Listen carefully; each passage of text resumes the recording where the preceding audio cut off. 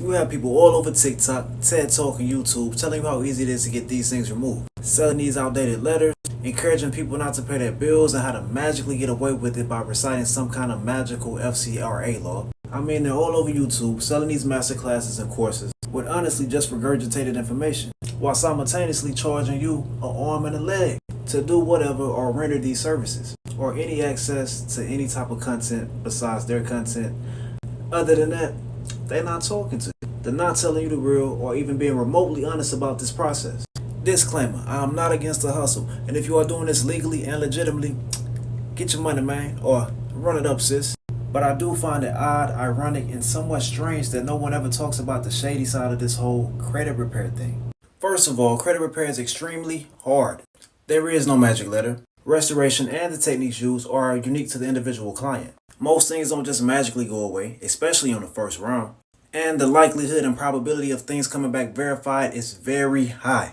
Because let's keep it a buck, if it wasn't identity theft, 9 times out of 10, you actually owe the debt. And they know it. And you know it too. And that's none of my business, so we ain't even got to get into all of that. My only job is to point out and prove FCRA and FDCPA violations. But even if you've been doing this for years, there is no one-size-fits-all approach, and it can take some time. We don't know any of your creditors. We don't know any of your collectors. We don't know anybody at the CFPB or at the credit bureaus that can get this removed or that we can call and say, hey, update this for me. So you will have to play a little bit of the waiting game, regardless if you hire a professional or decide to go on this journey by yourself.